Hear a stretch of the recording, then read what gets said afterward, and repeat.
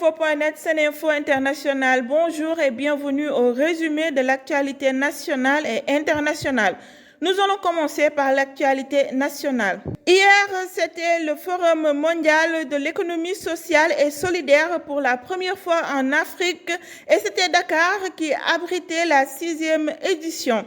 Le maire de la ville de Dakar, Barthélémy Diaz, a plaidé pour le lancement de la plateforme DK 2023-30 qui est conçue pour créer 20 millions d'opportunités de formation, d'éducation, d'employabilité, d'accès au financement pour les jeunes et les femmes. C'est un engagement pris le 1er mai 2023 lors de l'ouverture du pré-forum à l'occasion de l'organisation du Forum mondial de l'économie sociale et solidaire. Le maire de la ville de Dakar, membre de la coalition Yewwi Askan Wi, a rencontré le chef de l'État qui présidait la cérémonie. Aussi, Barthélémy Diaz a invité Habib Sy, qui est le président de la conférence des leaders au nom de Yewwi Askan Wi. Khalifa Sall et Soham Wardini qui ont également rencontré le président avec des salutations de chaudes poignées de main, le sourire aux lèvres. Le dialogue politique voulu par le président de la République, M. Macky Sall, se fera, mais avec l'absence de nombreux partis. Ousmane Sonko et Aminata Touré qui disent non à ce débat, ainsi que le Parti républicain pour le progrès, le PRP, qui informe à la population sénégalaise qu'il ne participera pas à ce dialogue, lit-on dans un communiqué de presse signé par Déthié Fall. Mamadou Ibra Kane aussi, d'après sa conférence de presse d'hier, a clarifié sa position d'opposant en rejoignant le mouvement F24. Le journaliste salue l'initiative et demande à Macky Sall d'en préciser les contours pour une implication effective de toutes les forces vives de la nation en vue d'asseoir l'ancrage irréversible de la démocratie. On continue toujours avec l'actualité nationale. Le procès sur l'affaire de Sweet Beauté opposant le leader de PASTEF, Ousmane Sonko, à l'ex-masseuse Adji Raby Sarr, qui l'accuse de viols répétés et de menaces de mort, aura bien lieu le 16 mai 2023 devant la chambre criminelle.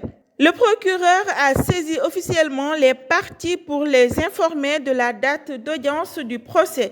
Des avis de comparution ont été envoyés aux différentes parties. Après la partie civile, la défense de la patronne de Sweet Beauté, Ndeye Khady Ndiaye, confirme l'avoir reçu. Mor Talla Gueye, alias Nit Doff, va rester en détention.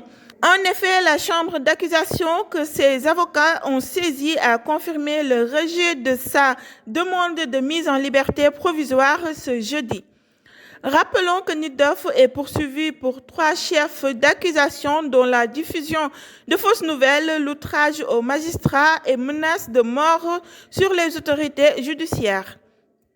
Quand il est question d'accidents vasculaires cérébraux AVC, on pense généralement aux adultes, notamment aux personnes âgées, mais les plus jeunes ne sont pas épargnés. Des centaines d'enfants sont en effet victimes d'un AVC. 130 cas sont enregistrés rien qu'à l'hôpital Albert Royer de Fann sur les 3 années.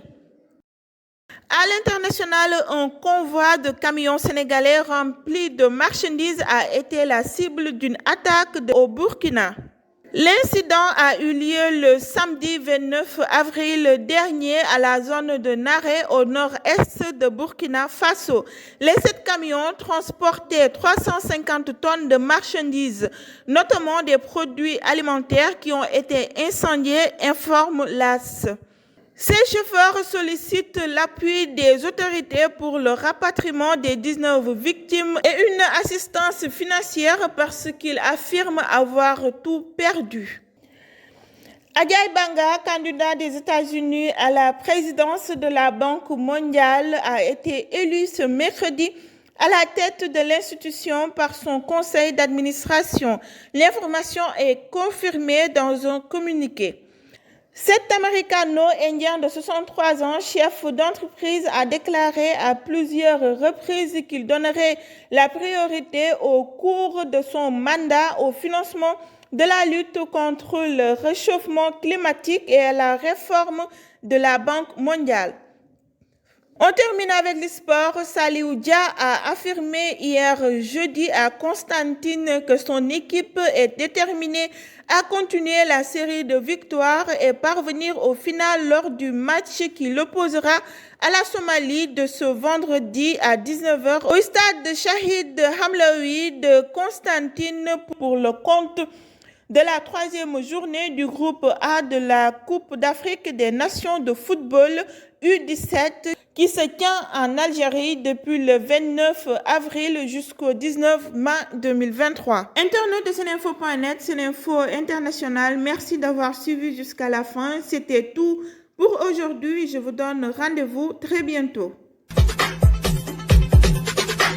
askanu Sénégal ak bitim réew seen groupe d'information bi di Seninfo International ubbil na leen ay buntam ci www.seninfo.net ngir ngeen di mën di am bépp xeetu xibaar ca ba mu jotee ci ay anam yu wóor moo xam xibaaru politique la ci wàllu culture bi cosaan ak aada xibaaru tàggat yaram xibaaru diine ak lépp lu xew ci àdduna bi mën ngeen a abonné wu ci YouTube bu Seninfo International ngir xam li xew ci seen réew ak fépp ci àdduna bi seen groupe d'information Seninfo International ndimbalu askan wi moo ko tax a jóg